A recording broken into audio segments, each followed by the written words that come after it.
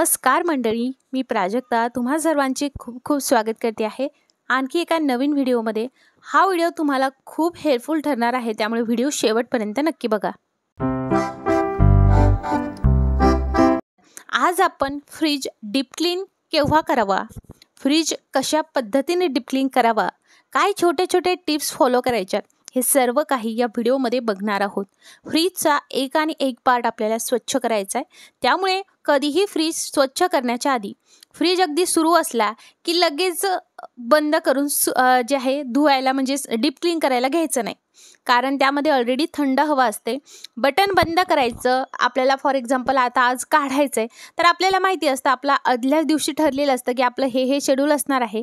मग काय करायचं आहे की तुम्हाला तुमचं जे काही फ्रीज आहे त्याचं बटन बंद करायचं आहे, तोपर्यंत सगळी कामं आटपून घ्यायची। 2 ते 3 तासांमध्ये ते पूर्ण रूम टेम्परेचरवरती येतं आणि मग तुम्हाला ते डीप क्लीन करण्यासाठी घ्यायचं। आता एक गोष्ट सांगते, इथे जे आहे तुम्ही बघू शकता, जेव्हा तुम्ही हे करणार आहात तेव्हा आधी अशा पद्धतीने तुम्हाला पूर्ण सामान काढून घ्यायचं आहे। म्हणजे मी इकडे फ्रीज लगेच बंद केला आणि आधी हे सामान काढून घेते आहे आणि मग आपल्याला काय करायचं की फ्रीज हा 2 ते 3 तासासाठी बंद करून ठेवायचा, म्हणजे तो रूम टेम्परेचरवरती आहे। आणि अशा पद्धतीने शीट्सचा वापर केला तर आपले जे काही खाली काच असेल किंवा आपण जे रॅक म्हणूयात ते खराब होत नाही।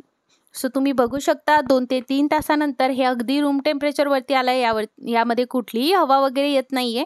सो आता आपल्याला हा डीप क्लीन करायचा आहे। फ्रीजचा सगळ्यात प्रथम डीप क्लीन करत असताना आपण आधी सामान बाहेर काढलं आहे, त्यानंतर आपल्याला त्यामधले हे जे काही रॅक्स आहेत ते ग्लासचे असू शकतात किंवा मग वेगळ्या पद्धतीचे सुद्धा असतात।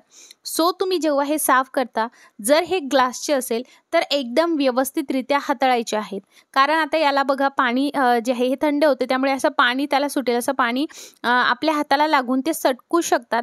सो अगदी हळूवाररित्या शांतपणे आपल्याला हे काढून घ्यायचे आहेत। आता डीप क्लीन करण्यासाठी हे जे काही आधी रॅक आहे आधी आपण ते साफ करूयात, कारण मग तोपर्यंत जे काही आपलं फ्रीज आहे ते अगदीच काही बर्फ वगैरे साचला असेल तो पण मेल्ट होईल आणि आपलं फ्रीज हे स्वच्छ पुसेपर्यंत हे जे काही रॅक्स आहेत हे संपूर्ण व्यवस्थितरित्या अगदी सुकून सुद्धा जातात। त्यामुळे कधीही फ्रीज जो आहे तो क्लीन करत असताना रॅक्स आधी धुवून घ्या। आता रॅक्स धुण्यासाठी तुम्ही काय वापरता आहात तर तुम्ही साबण वगैरे वापरू शकता, पण मी इकडे डिशवॉश लिक्विडचा वापर करते आणि हे ग्लासेसचे असल्यामुळे मी खाली चटई जी आहे ती टाकली आहे, जेणेकरून जर ग्लास हे खाली जरी पडले तर ते फुटणार नाही। आता बघा हे मी संपूर्ण डिशवॉश लिक्विडने घासून घेतलेले आहे, जो काही चिकटपणा असतो ना तो पूर्ण नाहीसा होतो आणि मेन म्हणजे ना अगदी ग्लास स्वच्छ निघतो। चला आता आपण करणार आहोत आपलं पूर्ण फ्रीज आहे ते डीप क्लीन।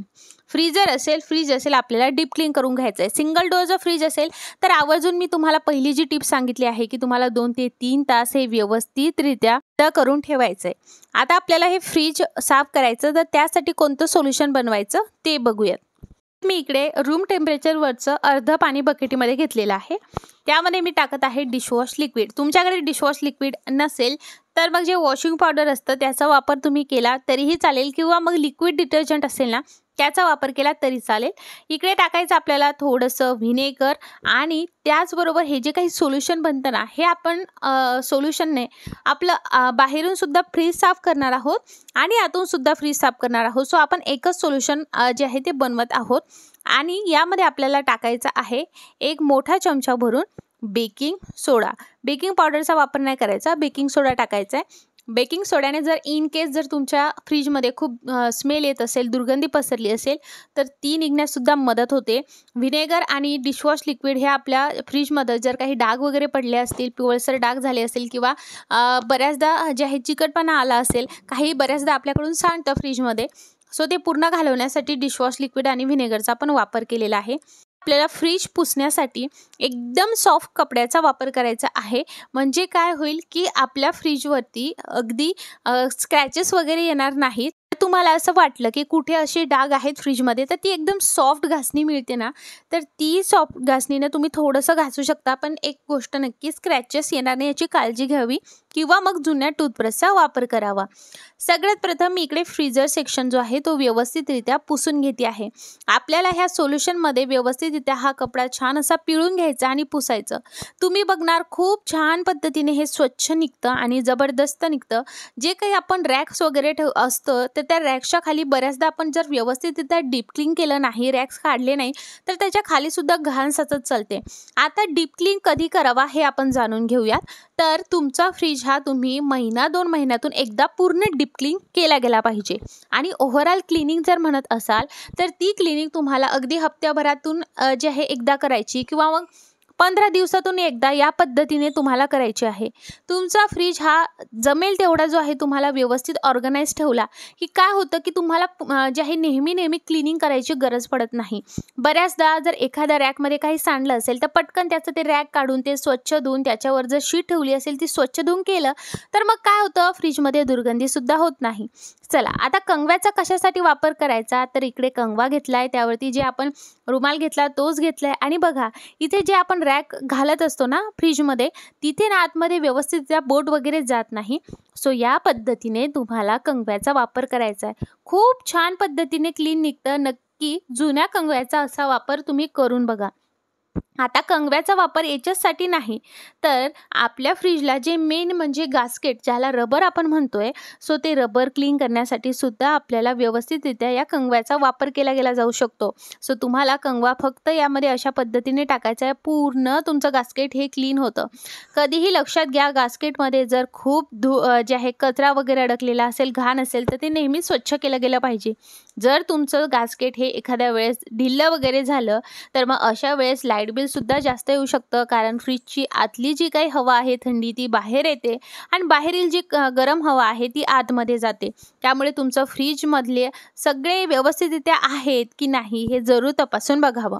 आता बघा, आपला जो काही फ्रीज आहे तो आपल्याला जर वारंवार डीप क्लीन करायचा नसेल, फॉर एक्झाम्पल तुम्ही 2 महिन्यातून एकदाच डीप क्लीन करत आहात, तर हप्ताभर आणि 15 दिवसांनी काय करायचे, कोरडा कपडा घेऊन फक्त हात मारून घ्यायचा किंवा मग एखादा ओलसर कपडा घेऊन फक्त रॅकवरून वगैरे हात मारून घ्यायचा. अशा पद्धतीने मेंटेन केलं तर खूप छान पद्धतीने तुम्ही तुमचा फ्रीज हा ऑर्गनाइज ठेवू शकता.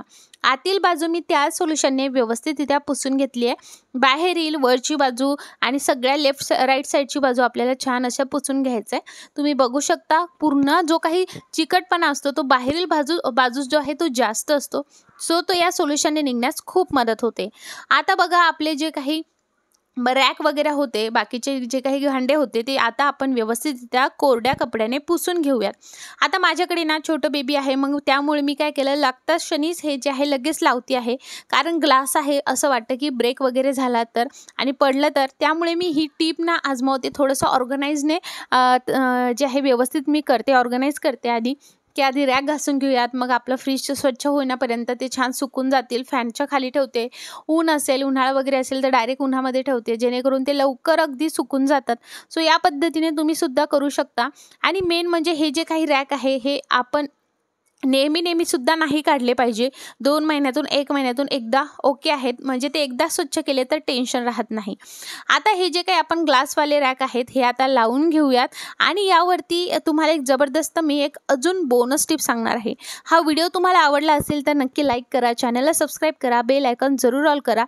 फेसबुकवर बघत असाल तर नक्की फॉलो करा. मी सगळे रॅक्स वगैरे लावले, सगळं काही लावलेलं आहे. तुम्ही बघू शकता आपला फ्रीज किती छान पद्धतीने क्लीन निघालेला आहे.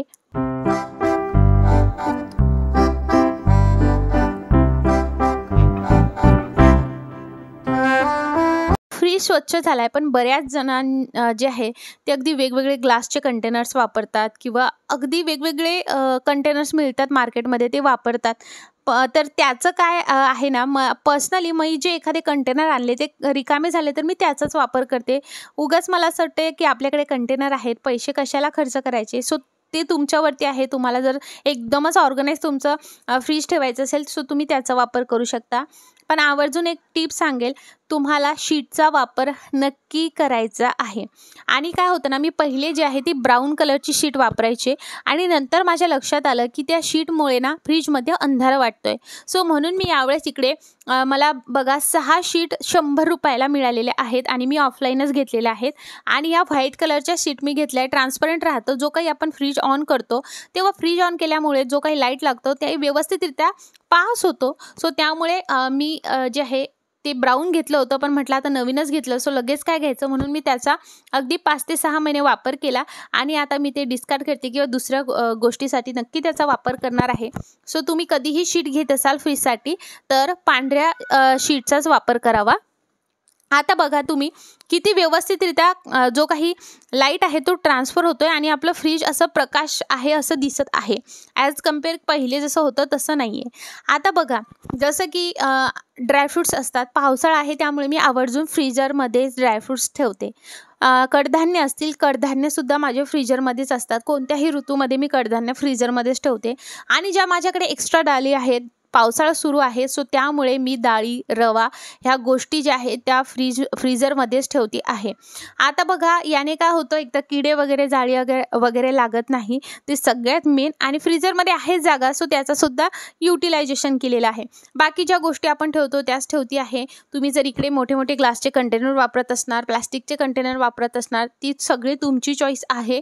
सो इकडे पूर्ण मी असं व्यवस्थित ऑर्गनाईज करून ठेवते आहे. जर हप्त्याला तुम्ही फक्त एकदा डस्टिंग टाईप जसं आपण करतो ना तसं केलं ना तर हे अगदी व्यवस्थितरित्या आपलं फ्रीज ऑर्गनाइज दिसतं.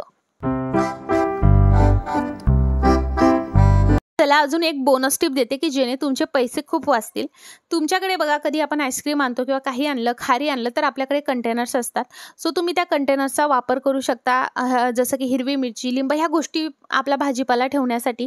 आता मी एक नवीन चालू केलं आहे की ज्या दिवशी मला भाजी करायची मी त्या दिवशी जे आहे भाजी आणते तीच आणि त्या दिवशीच फ्रेशली बनवते. त्यामुळे माझ्याकडे आता एवढा भाज्यांचा स्टॉकसुद्धा नाही आहे. तुम्ही बघू शकता. आता मला निर्वीला शाळेत सोडावंच लागतं सो मी येता क्षणी जो आहे ते भाजी घेऊन ठेवते. सो मला ही टिप ना कोणीतरी सजेस्ट केली होती आपल्या कमेंटमध्ये, सो मला ती खूप आवडली. सो म्हणून मी पण फॉलो करते. बघा आज मेथीची भाजी आहे, जे संध्याकाळी मेथी बनणार, कारण पावसाळा आहे त्यामुळे भरपूर भाजीपाला महागला आहे. सो त्यामुळे मी ही टीप आजमावती आहे.